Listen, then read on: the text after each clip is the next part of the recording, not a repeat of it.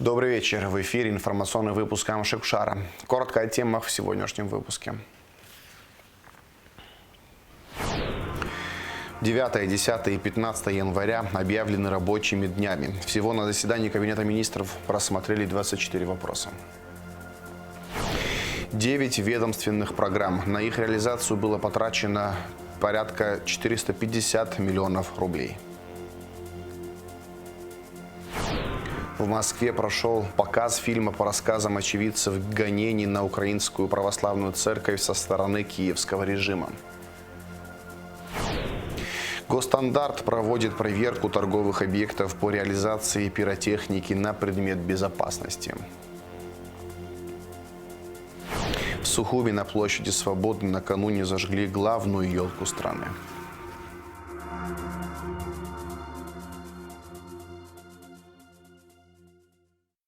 Исполняющий обязанности президента Бадра Гунба направил телеграмму соболезнования президенту Российской Федерации Владимиру Путину в связи с крушением пассажирского самолета Баку-Грозный, в результате которого погибли граждане России.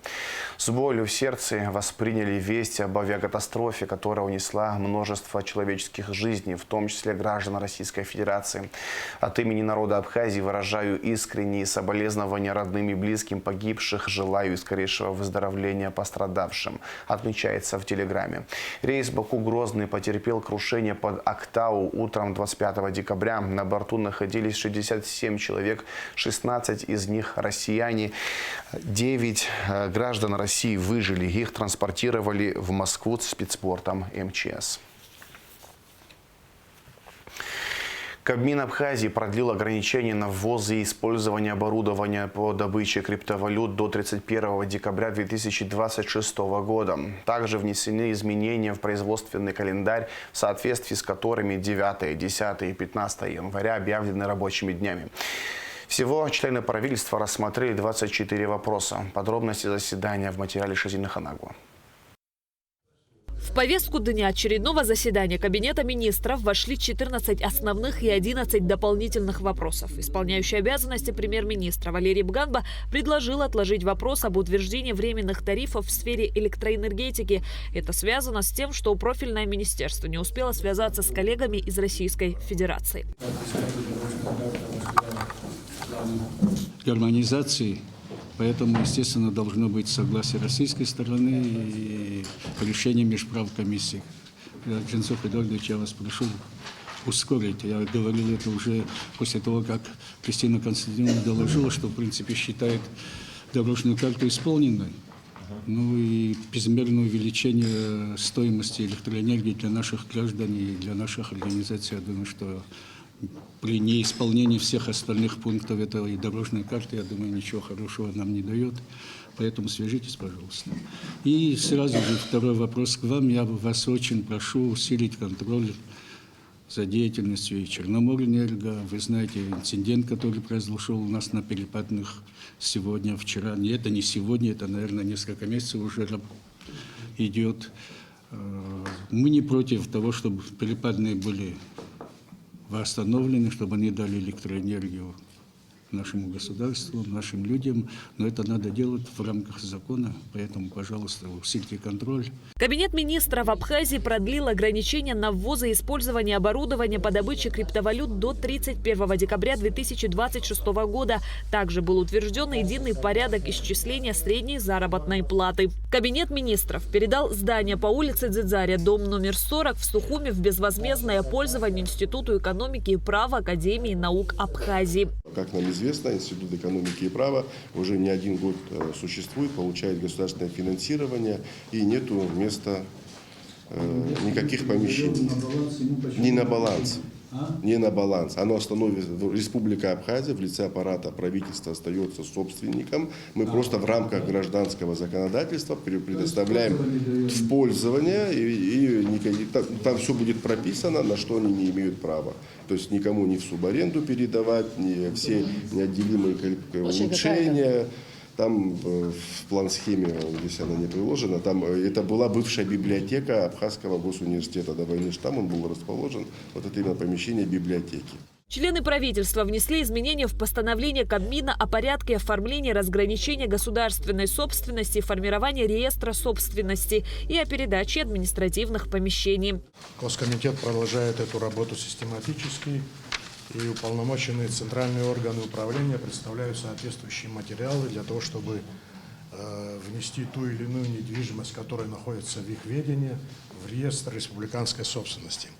В частности, в данном случае Абхазская гостелерадиокомпания обратилась к нам с соответствующими документами по разграничению собственности, которая находится в их ведении. И мы это выносим на заседание правительства, потому что данное положение требует решения правительства.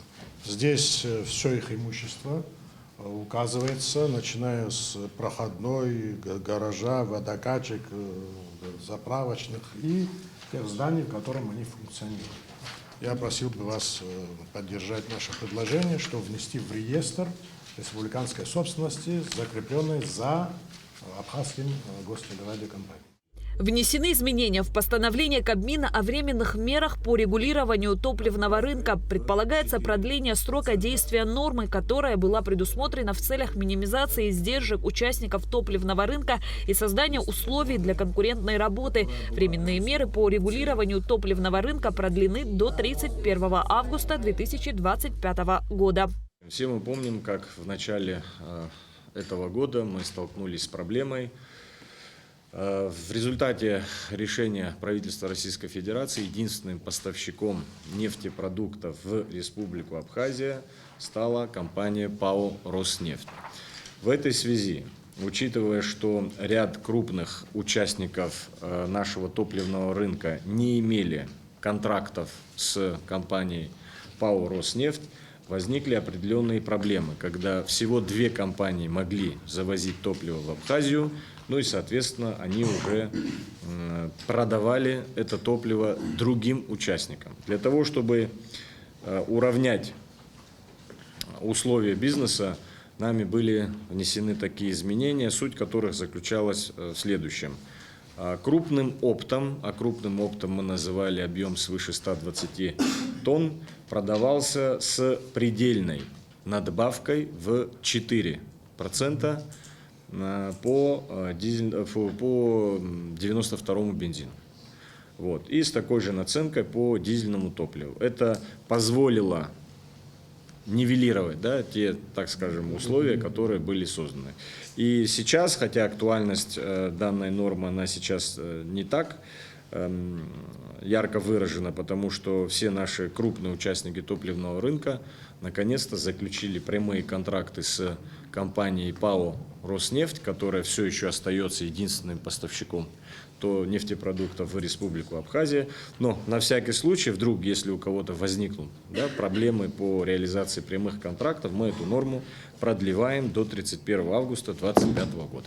Члены правительства также внесли изменения в постановление от 27 декабря 2022 года о мерах по регулированию деятельности по добыче криптовалют. Срок вступления постановления в силу продлен до 1 января 2027 года. В 2022 году было принято постановление, которое называлось «О мерах по регулированию деятельности по добыче криптовалют». В рамках данного решения утверждался порядок регулирования деятельности по добыче криптовалют, который должен был вступить в силу с 1 января 2025 года. Соответственно, порядок предполагал, саму нормативную базу по регулированию этой деятельности. То есть в каком порядке, какие процедуры должны быть проведены тем или иным предпринимателем для того, чтобы осуществлять такую деятельность. Вот. Естественно, учитывая сложившуюся ситуацию, мы не готовы, к, так скажем, официальной деятельности в области добычи криптовалют и продлеваем, так скажем, срок вступления этого постановления до 1 января 2027 года. Увеличены размеры финансирования 3 целевых программ Минздрава Абхазии. В программе лечения граждан за пределами и на территории Абхазии увеличен ранее утвержденный объем финансирования на 38 миллионов 500 тысяч рублей. Таким образом, общий объем финансирования указанной программы в 2024 году составит 188 миллионов 500 тысяч рублей. Второе. Внесение изменений в ведомственную целевую программу «Централизованное приобретение лекарственных препаратов и медицинских изделий для обеспечения государственных медицинских учреждений Республики Абхазия». Путем увеличения ранее утвержденного объема финансирования в 190 миллионов рублей на 5 миллионов 849 тысяч рублей. Таким образом, 195 миллионов 849 тысяч рублей. И третье – это внесение изменений в ведомственную целевую программу развития и совершенствования организации заместительной почечной терапии для больных с терминальной почечной недостаточностью в Республике Абхазия. Просим увеличения на 630 тысяч рублей. Итого получается 50 миллионов 630 тысяч рублей. По решению Кабмина Абхазии 9, 10 и 15 января объявлены рабочими днями. В 2025 году республику ждет 241 рабочих дней и 124 нерабочих, из них 20 праздничных. И в связи с совпадением выходных и праздничных нерабочих дней в 2025 году с 4 января суббота переносится на 13 января понедельник. С 5 января воскресенье переносится на 29 августа, пятница. 8 марта суббота переносится на 10 марта понедельник. И 20 апреля воскресенье. 20 апреля – это православный праздник Пасхи, МШП. 20 апреля воскресенье переносится на 21 апреля. Электростанция ГЭС в селе Мкялрыбш Гагарского района включена в реестр республиканской собственности и передана на баланс Черноморэнерго. Кабмин установил условия приватизации продовольственного склада республиканского унитарного предприятия «Абхаз-Универсал-Торг» в селе Лдза. Также члены правительства рассмотрели ряд земельных вопросов. Все они были одобрены. Шазина Ханагуа, Раму Камкия, Абхазское телевидение. 6 аппаратов для майнинга изъяли в селе Дурипш. Оборудование, принадлежащее Осману Гирзмава, помещено на склад СКБ, сообщает МВД. За прошлый год в республике зарегистрировано 186 дорожно-транспортных происшествий. В них погибли 57 человек, ранения получили 264 человека. В Сухуми прошло координационное совещание правоохранительных органов, где обобщили следственную и судебную практику по уголовным делам и материалам процессуальной проверки по ДТП за прошлый год. Совещание прошло под председательством заместителя генерального прокурора Руслана Тыргба при участии замминистра внутренних дел Беслана Чкадуа, заместителя председателя СГБ Алхаса Чичпа, представителя ГСО и ГТК. За 2023 год в Республике Абхазия зарегистрировано 186 ДТП, в результате которых погибло 57 человек. Ранения получили 264 человека. Анализ дорожно-транспортных происшествий показал, что в основном в ДТП погибали представители титульной нации. Так, в 2023 году погибло 30 абхазов. Статистику погибших за 12 месяцев 2023 года также составляет армяне 13 человек, русские 12 и грузины 2 человека.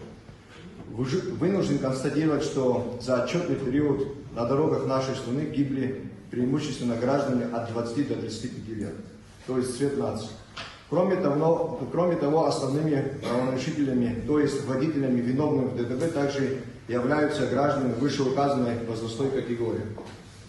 Говоря об имеющейся статистике дорожно-транспортных происшествий, которая остается высокой для нашей страны, хочу подчеркнуть, что кратный рост числа автотранспортных средств на наших дорогах. За последние 4 года прирост автотранспорта составил более 18 тысяч единиц, а узкие дороги, построенные в середине прошлого столетия, остались прежними.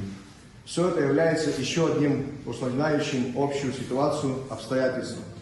Основными причинами ДТП в 2023 году были выезд на полосу встречного движения, несоблюдение скоростного режима и управление транспортом в нетрезвом состоянии. Несмотря на введенные в 2023 году поправки, ужесточающие административную ответственность за данный вид правонарушения, было выявлено и составлено 4663 административных материалов по части 1 статьи 119. Ежедневно сотрудники госавтоинспекции проводят рейдовые профилактические мероприятия направленные на предупреждение и выявление административных правонарушений, минимизация числа ДТП, особенно ДТП со смертельным исходом. Повышенное внимание в текущем году мы стали уделять привлечению к дисциплинарной ответственности работников силовых и правоохранительных структур, грубо и систематически нарушающие правила дорожного движения. Согласно внутренней отчетности, за период с 1 февраля по 15 мая текущего года 119 сотрудников ГАИ МВД Республики Абхазия прошли курсы повышения квалификации с последующей сдачей экзаменов. Ключевым аспектом обучения стало изучение законодательства Республики Абхазия по вопросам обеспечения безопасного дорожного движения. Одним из важнейших достижений последних лет в целях организации безопасности дорожного движения является реализация ведомственной среднесрочной целевой программы развития системы автоматической фиксации нарушений правил дорожного движения на 23-25 годы. В рамках этой программы на республиканской трассе Псу-Ингур планируется установка более 50 камер фото-видеофиксации на наиболее аварийно опасных участках дороги. Вся необходимая техника уже находится на приграничной территории, осуществляется оформление документов с целью ввоза ее на территорию республики в ближайшее время. 9 ведомственных программ, на реализацию которых было истрачено порядка 450 миллионов рублей. В Минздраве Абхазии подвели итоги работы уходящего года. Репортаж Алики Трапш. В этом году Министерством здравоохранения реализовано 9 ведомственных целевых программ на развитие и совершенствование организации заместительной почечной терапии. Из республиканского бюджета выделено 56 миллионов рублей. На базе республиканской больницы отделение гемодиализа было сформировано в 2012 году. Количество больных с хронической почечной недостаточностью, нуждающихся в лечении к концу 2024 года, составляет более 80 человек. Если сравнить с 2023 годом, было 72 пациента, проведено 9297 процедур гемодиализа. В 2024 году 81 пациент, проведено 9386 процедур гемодиализа. Хотелось бы сказать, что пациенты, которые находились на лечении в российских клиниках, в Адлере, проживающие в Гаграх, в Гудаутах, часто ездили в Адлер, но чуть ситуация поменялась. Сегодня они и присутствуют и здесь, в республиканской больнице. Но это вот ситуация такая, вот мы стараемся идти навстречу для того, чтобы людям, которые нуждаются в этой сложной процедуре, они ее максимально получали дома, в комфортных условиях. Это очень важно. Другая программа совершенствования противотуберкулезной помощи населению направлена на своевременное выявление, лечение, профилактику больных туберкулезом, а также своевременное обеспечение всех пациентов необходимыми лекарственными препаратами, проведение лабораторных и инструментарных обследований. На ее реализацию было выделено 7 миллионов рублей. Лечение прошли 131 человек. В уходящем году на лечение граждан за пределами и на территории Абхазии было заложено 188,5 миллионов рублей. Стоит отметить, что определенные виды специализированной медицинской помощи, в том числе высокотехнологичные современные репродуктивные технологии по проблеме лечения бесплодия, не оказываются в лечебно-профилактических учреждениях республики. В связи с этим возникает острая необходимость финансирования и направления граждан на лечение в медицинские учреждения за пределами республики и в частные медицинские учреждения Абхазии. Так, в текущем году процедуру ЭКО провели 18 женщинам.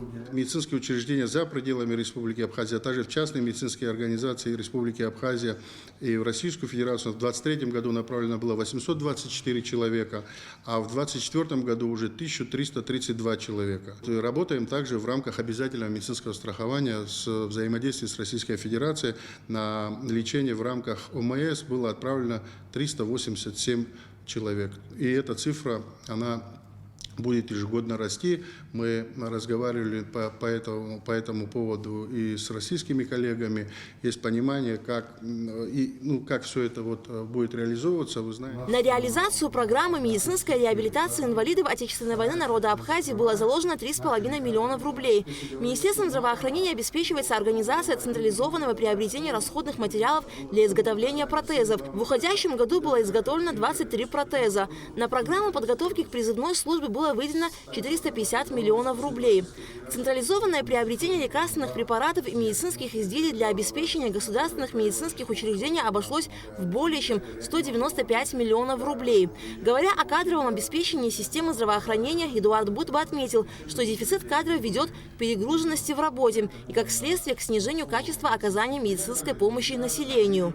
Кадровая проблема требует значительных организационных правовых, финансовых ресурсов и, возможно, только программным методом. Мы на сегодняшний день в системе здравоохранения отмечается острая необходимость следующих специалистов, таких как неонатологи, педиатры, кардиологи, инфекционисты, нефрологи, пульмонологи, лор-врачи, фтизиатры, ну и большой спектр других узкопрофильных специалистов. В рамках программы было обучено в 2023 году 52 студента и 33 ординатора, в 2024 году 51 студент и ординаторов 38 человек. Я хотел бы сказать, что на протяжении нескольких лет мы уже занимаемся тем вопросом, что мы отправляем на учебу в ординатуру те кадры, которые нам в будущем будут востребованы, они должны будут вернуться. Это именно по узкопрофильным специалистам, которые крайне необходимы нашей республике. Также Эдуард Будба рассказал, что они в тесном взаимодействии с российскими коллегами. Рассказал и о долгах перед российскими клиниками. И мы пациентам оказываем эту услугу, мы даем гарантийные письма под наши, как говорится, договоренности с тем или иным лечебным учреждением. Пациенты едут в это лечебное учреждение, получают услугу, то есть они получают операцию, помощь, консультацию, все, что необходимо, и возвращаются уже сюда. То есть они этого не ждут. Понятно, что в комплексе все 100% мы не можем закрыть, но мы максимально это все делаем. Потом нам выставляют счета на основании наших гарантийных писем. И вот эти долги, это не долги, где мы куда-то что-то копим. Это люди, которые уже поехали в российские клиники, которые получили объем медицинской помощи. Сейчас по этим пациентам нам выставляют счета, которые мы должны закрывать. У нас есть еще задолженности, которые по лекарственным препаратам. Нам тоже отправляют компании сюда. Мы же стараемся не останавливать эти циклы лечения химиотерапевтических препаратов. Но вы видите, мы стараемся максимально, люди получают некоторую таргетную терапию. Более 600 тысяч рублей в течение нескольких недель надо, на одного пациента. Люди получают, допустим, другой вид химиотерапевтической помощи, каждый там по графику, и эти графики они не должны пропускать. Исполняющий обязанности министра здравоохранения также сообщил, что в связи с тяжелой ситуацией с энергетикой все медучреждения республики были обеспечены дизель-генераторами и необходимым запасом топлива. Подводя итоги деятельности Минздрава за 2024 год, Эдуард Будба особо подчеркнул, что за исполнением обязательств перед пациентами и гражданами стоит огромная и слаженная работа медицинских работников. Он выразил благодарность медикам страны за их самоотверженный труд. Аля Катрапская, Мила Джопуа, Абхазское телевидение. Показ документального фильма, основанного на реальных рассказах свидетелей гонений на Украинскую православную церковь со стороны киевского режима, прошел в Москве. Создатель картины – сербский сценарист Иован Маркович. В работе над фильмом также принимал участие знаменитый сербский режиссер Эмир Кустурица. Предлагаем вашему вниманию репортаж наших коллег из телеканала «Спас». Документальный фильм «Люди Христовы. Наше время» длится более часа, но смотрится на одном дыхании и никого не оставляет равнодушным. Картина основана на рассказах тех, кто не понаслышке знает о гонениях на Украинскую православную церковь со стороны киевского режима. Перед началом просмотра святейший патриарх Кирилл обратился к присутствующим с приветственным словом, отметив, что вышедший из единой крещальной купели народ России и Украины не раз подвергался тяжелейшим испытаниям. И вот сейчас снова силой пытаются разорвать единое тело Руси, погрузить нас в беспамятство, навязать нам некие новые стереотипы мышления, что вы никакой не один народ, вы разные народы. Никогда не нужно забывать, что мы единый народ, единый Святой Руси. И покуда будет так, мы будем иметь силу и духовную, и интеллектуальную, я надеюсь, не только духовную, интеллектуальную, но любую другую, способную восстановить подлинное единство Святой Руси. Министр обороны Андрей Белоусов зачитал приветствие от Владимира Путина к участникам показа. В обращении президент подчеркнул, что все больше людей в мире понимают подлинные истоки конфликта на Украине, развязанного западными элитами. Именно эту мысль стремились донести до широкого зрителя создатели фильма «Люди Христовы. Наше время». В картине приняли участие общественные деятели, представители духовенства, живые свидетели происходящих на Украине событий. Но география фильма гораздо шире, чем Украина и Донбасс. Речь идет о судьбе христианства, которое сегодня все больше подвергается нападкам со стороны западной либеральной идеологии. Своими мыслями об этом в ленте делится иерарх Сербской православной церкви епископ Бачский Ириней, православный священник, философ и поэт Марио Сильвини из Генуи. Сам создатель картины Йован Маркович также размышляет о событиях на Украине, сравнивая их с тем, что происходило в Косово. Серби на своей шкуре почувствовали, что мы граница православия. Мы последний православный народ. Там католики, там мусульмане дальше. И мы всегда были первые на удару. И от католика, и от мусульман, и так дальше, и так дальше. И сербы это очень много знают об этом, и знают, что их, конечно, сохранила православная вера. Без этой православной веры не бы было сербов сейчас. Йован Маркович считает фильм коллективным и, как он выразился, соборным творчеством всех тех, кто работал над ним. Знаменитый сербский режиссер Эмир Кустурица, который не раз бывал в Донбассе, тоже участвовал в создании картины. Судьба православной церкви – это судьба православной культуры или народов, которые основаны на этой культуре. Я думаю, что это очень серьезный вопрос. То, что происходит на территории, на котором нет активной войны, это Киев, это Печерская лавра в 21 веке, запрещение религии. Это невозможно. Я очень рад, что я был участником фильма, который будет через 100 лет. Хороший документ, что было в Киеве, что они сделали, работали с священниками. И это все будет очень интересно видеть через, я не знаю, сколько лет. За сохранение традиционных ценностей в обществе и в связи с 70-летием со дня рождения предстоятель Русской Православной Церкви наградил Эмира Кустурицу орденом преподобного Серафима Саровского первой степени. Еще один герой фильма, украинский литератор Ян Таксюр, рассказал о преследованиях и аресте в Киеве в марте 2022 года. Освобождению писателя активно содействовал святейший патриарх Кирилл. Я свидетель. Я уже не литератор, не журналист, уже нет.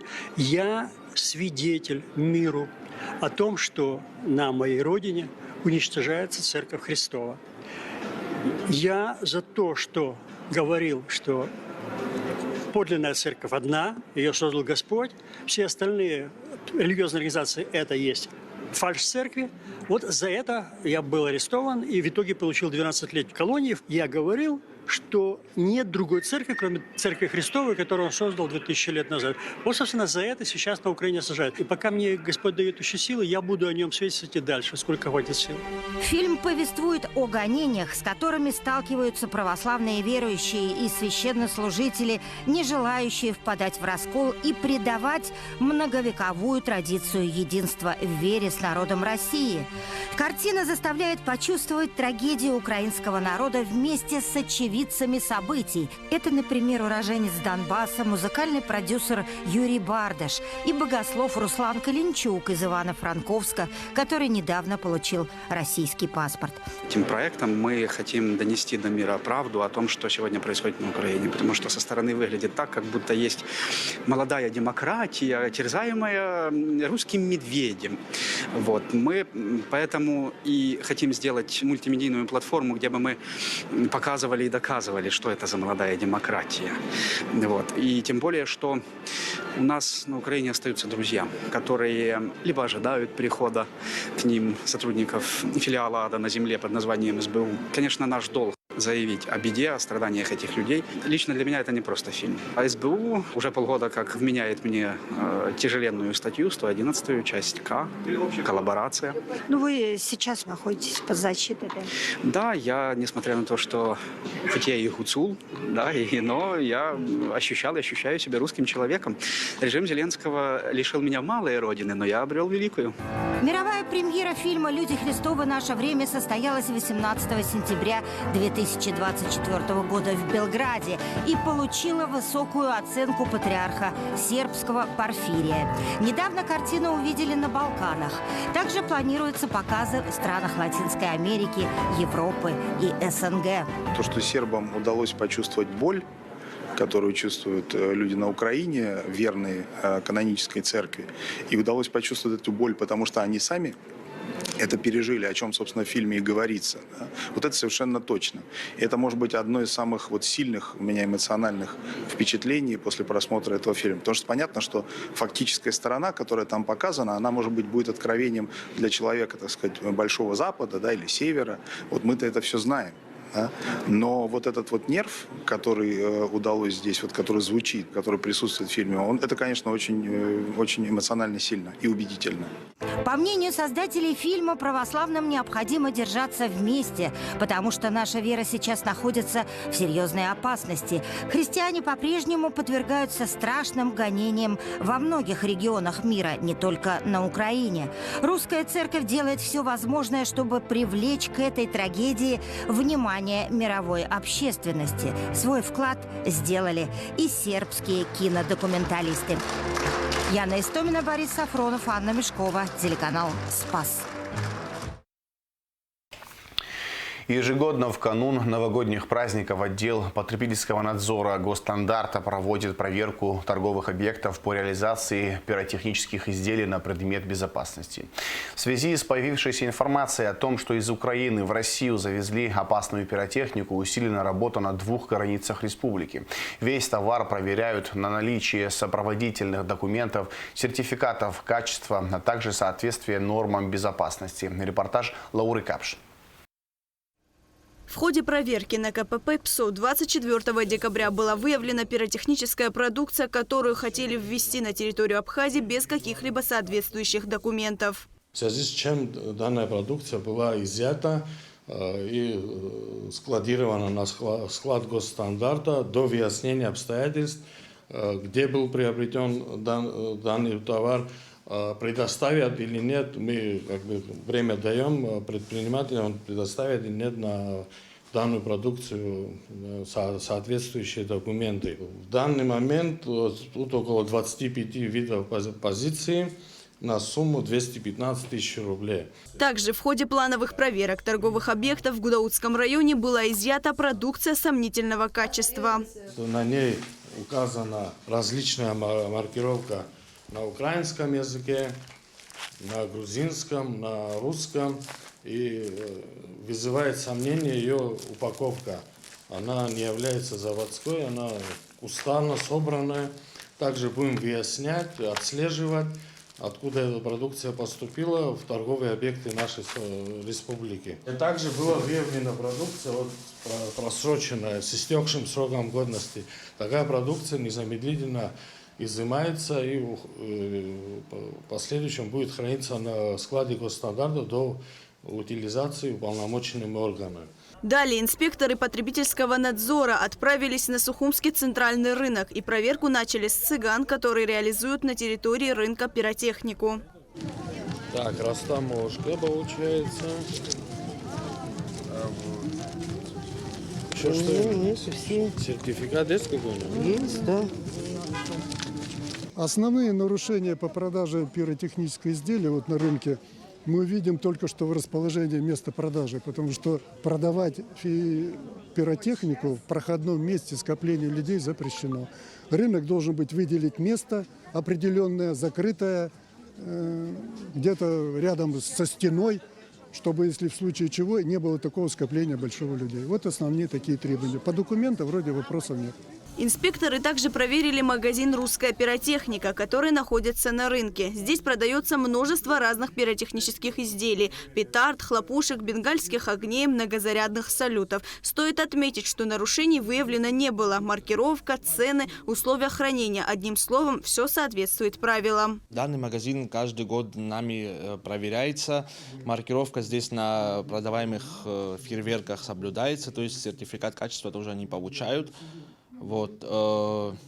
Ограничения возрастное тоже соблюдаются, то есть 18+ вся пиротехника здесь продается от 18 лет. И также, насколько я знаю, некоторые изделия пиротехнические, они как бы продавая своего, то есть инструктора отправляют, и как бы он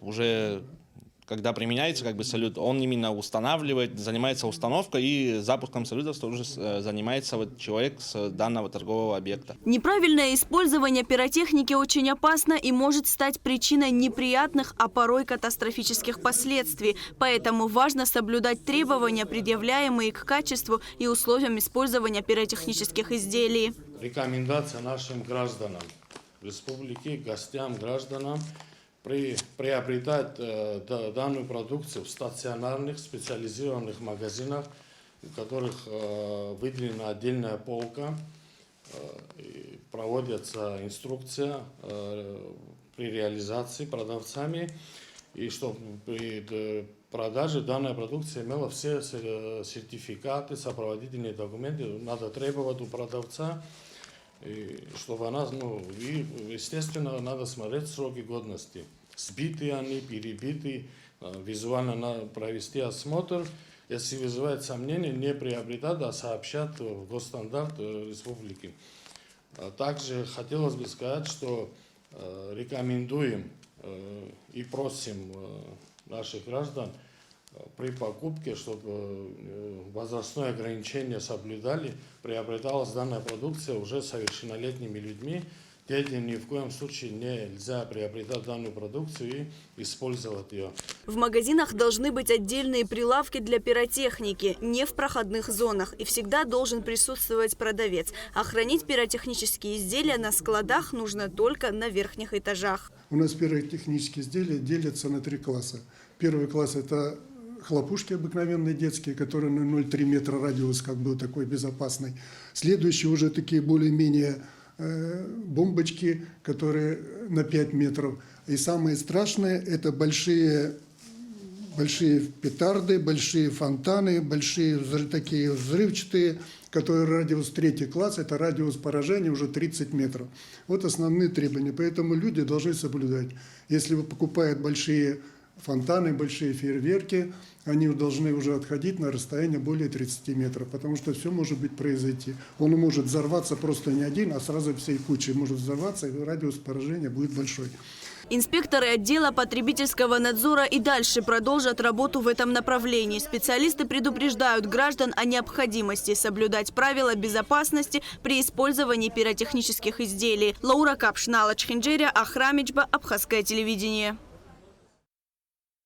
Глава администрации города Сухум Беслан Нешба принял детей-сирот. Он поздравил их с наступающим Новым годом и вручил подарки. Дети прочитали стихи и рассказали мэру о своих успехах в учебе.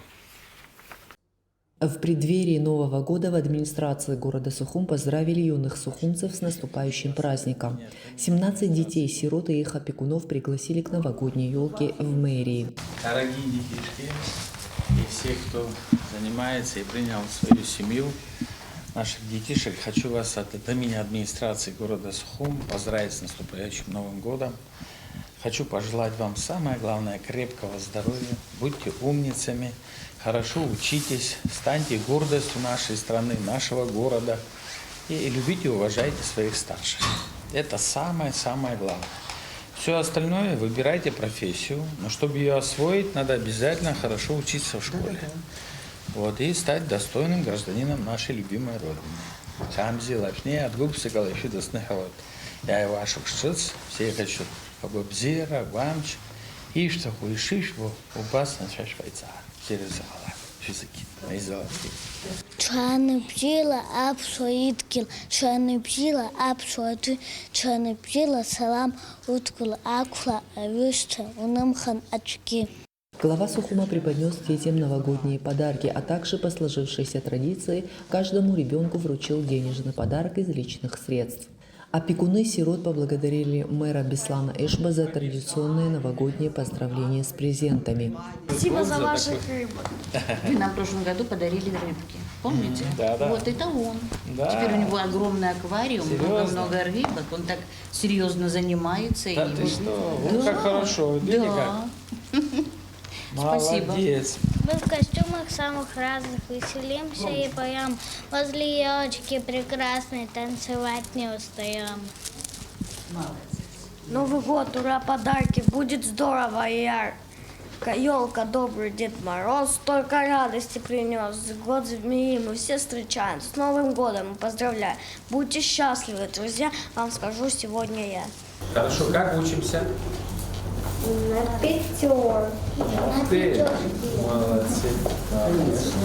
Замглавы администрации Сухума Астамур Ашуба поздравил с наступающим праздником подопечных отдела попечительства столичной администрации. Город Сухум – самый большой город в республике Абхазия. У нас в администрации, в аппарате администрации есть два отдела, которые занимаются разного рода ситуациями, которые происходят у нас в городе. Да? Это отдел по опеке и попечительству, и у нас есть секретарь по несовершеннолетним. Вот эти два направления, мы этими направлениями занимаемся, и в рамках работы этих двух направлений у нас есть подопечные. Да? И сегодня вот в рамках предновогодних поздравлений администрация города Сухум принято решение поздравить наших подопечных с наступающим Новым годом, вручить памятные подарки в честь Нового года. Очень приятно, что сегодня вы изыскали возможность прийти, быть рядом с нами. Поздравляем вас с наступающим Новым годом. Также подготовили подарки 8 детям, состоящим на учете комиссии по делам несовершеннолетних из малоимущих уязвимых семей. Хотела бы поблагодарить администрацию города Сухум за ваше гостеприимство, за внимание. Хотела поблагодарить всех здесь присутствующих. Также поблагодарить и поздравить с наступающим Новым годом, пожелать здоровья, счастья, стабильности. Тем, кто не успел прийти на встречу, специалисты отделов передадут новогодние подарки.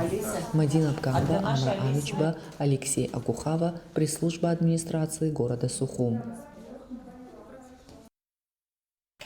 В Сухуме зажгли главную елку страны. На площади Свободы накануне дали старт всей световой иллюминации в столице. Получилось ярко и красиво. Локацию для атмосферных селфи и праздничного настроения оценила Шазина Ханагу.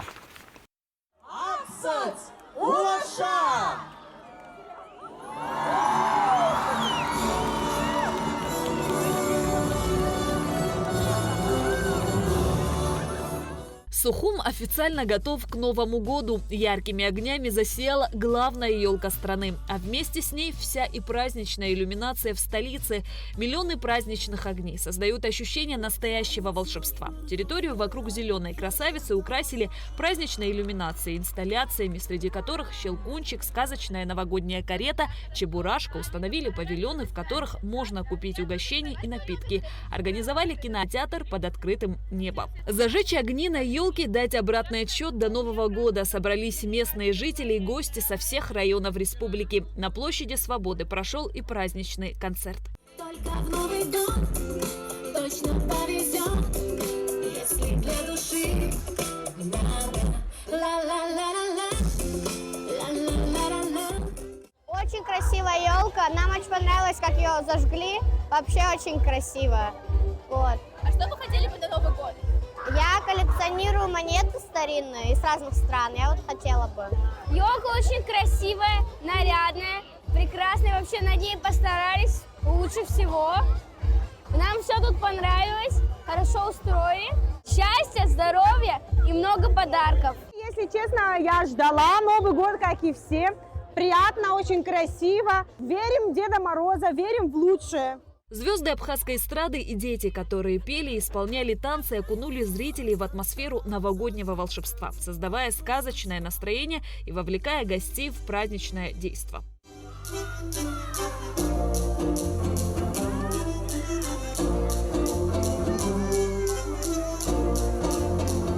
Белый снег летит, летит, замело дороги. Новый год уже в пути, ждать совсем недолго. Все готовятся давно к этой важной встрече. Мне понравилась елка, мне понравилось это все, как организовали это. Я хочу отметить Новый год хорошо, чтобы у всех было со здоровьем нормально. Что бы ты хотела? Закончить этот год с 5. Настроение новогоднее. Сегодня сочельник, и мы всех хотим поздравить. У нас очень прекрасная атмосфера в нашем городе. Так как мы одна большая семья, мы все между собой дружим. И мы тут находимся в кругу близких, так как наш город – это семейный город. И у нас всегда все праздники проходят отлично. И сегодня также открытие елки для нас это большой праздник для наших деток. И мы желаем всем прекрасного Нового года. И хотим, чтобы он прошел отлично. И в 2025 году у них не было никаких невзгод. И были все прекрасные моменты. Во все времена ель была главным символом Нового года и Рождества, а также уюта, тепла. И сегодня представить без нее праздник невозможно. Не обошлось и без символа наступающего 2025 года – года зеленой деревянной змеи. Мэр города Бесланешба поздравил всех с наступающим Новым годом и добавил, что по традиции первый родившийся в Новом году ребенок получит сертификат на 100 тысяч рублей. Будущий год не станет исключением. Я хочу вам пожелать крепкого здоровья, благополучия, успехов в исполнении всех намеченных планов. Чтобы в каждый дом пришло тепло, чтобы в каждый дом пришло веселье. А самое главное, чтобы мы с вами были вместе всегда. Горожане с семьями пришли к главной елке страны, чтобы ощутить приближение волшебного праздника. Родители благодарили организаторов за такой чудесный праздник. Ведь для детей такие представления – это возможность поверить в сказку, почувствовать себя частью новогоднего чуда и зарядиться положительными эмоциями на весь год. Новогодняя ярмарка на площади Свободы будет работать до 13 января. Шазина Ханагу, Ульяна Рожкова, Нарсоу Цулуке, Абхазское телевидение. Герман Ардженя признан лучшим спортсменом Абхазии 2024 года. Герман Ардженя – мастер спорта Республики Абхазия международного класса по боксу. В этом году Герман стал победителем игр стран БРИКС. А сейчас расскажем о погоде. По сообщению Гидрометцентра, в пятницу 27 декабря на территории Абхазии ожидается облачная с прояснениями погода. Температура воздуха ночью 4-9, днем 10-15 градусов тепла. Температура морской воды плюс 10 градусов.